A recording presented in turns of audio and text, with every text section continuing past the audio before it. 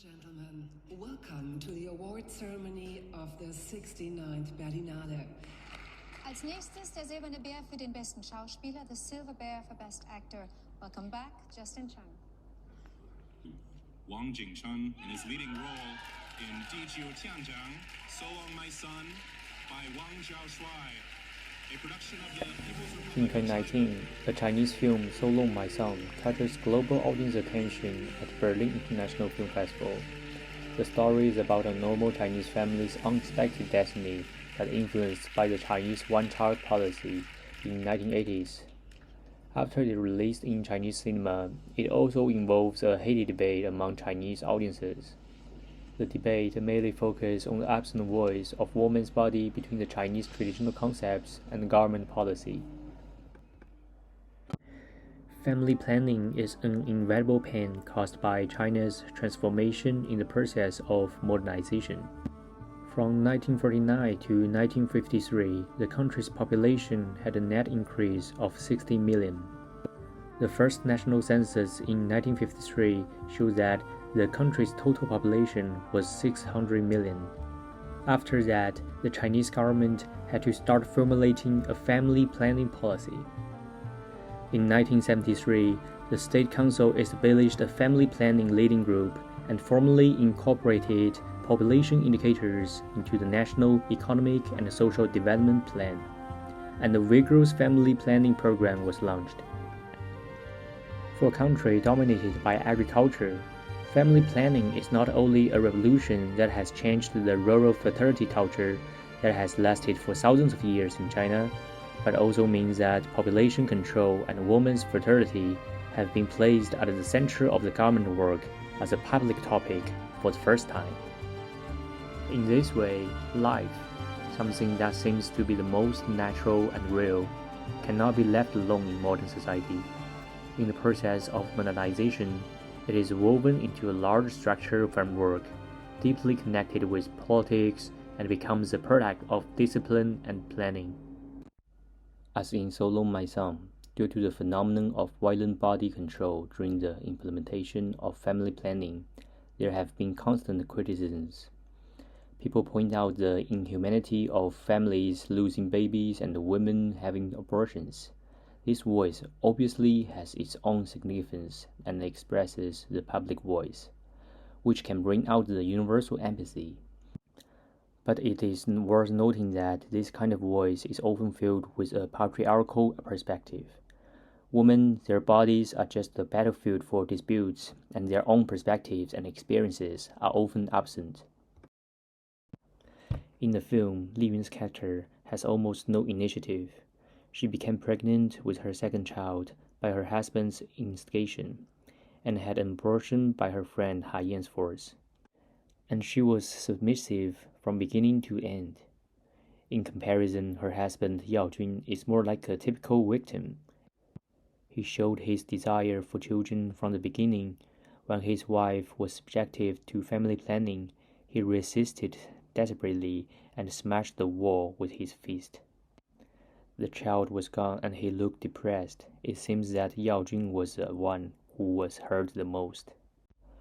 According to the data from the Chinese 2010 Health Statistics Yearbook, a total of 661 million women's birth control surgeries were performed in the country from 1980 to 2009, including 286 million birth control surgeries, 99 million female sterilizations, and 275 million fetuses aborted.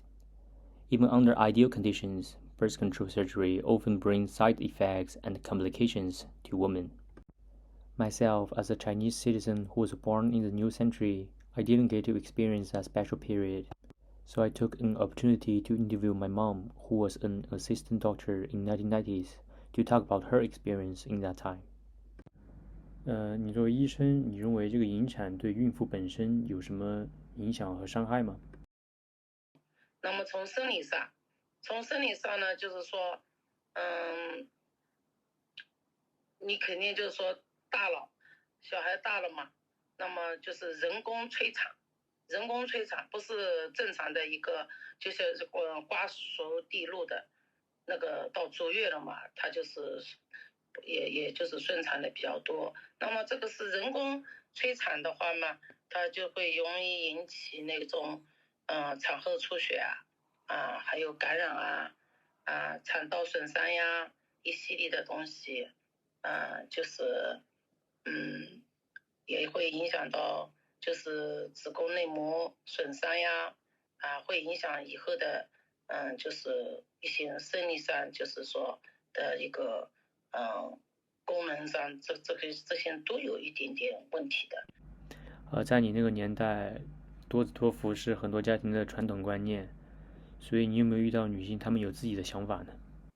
有，这种想法也有的，因为虽然说那个年代的女性没有现在这个女性这么独立，但是也存在有这种现象的。有的女方她不愿意生，那么就是说在双方父母的催促下，他们就想要多子多福，还有的传统观念就是要传宗接代。比如说第一胎是女儿的话，那么第二胎就是想要给她，就是最好建议她再生咯，就是要传宗接代嘛。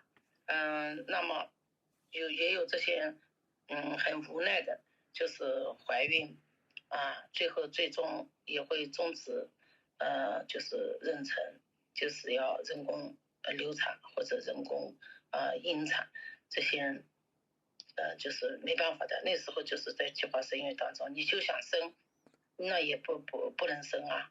就是很多女性就是说，因为这些她自愿的，她就是也会有这种创伤性的。那有的不自愿的，那肯定是对她造成就是说实话那个心理上也创伤性也蛮大的，真的。有的女的就是不肯怀孕，后来导致怀孕就是家庭的那种压力导致怀孕。那有些女性她就是心理上很难过的，就是要好长时间才能恢复这些状态。这种案例我也碰到。Indeed, what the mainstream narrative often avoids is the fact that in the process of family planning implementation, women's body encounter double oppression. In addition to being disciplined, they are also oppressed by man, family, and social concepts. This woman, as the only recipient of birth control surgeries, the pain comes from both public authority and within the family. And after the family planning period is over, this pain will be accompanied by complications and mental torture, lingering in woman's life for a long time. This video wants to jump out from the mainstream narrative to discuss the impact of one-child family planning with individual voice. Family planning is still an ongoing policy in China. Two-child and three-child policies encourage women to help increase Chinese future population. But this time, I believe there will be more and more voices spoke out from women themselves.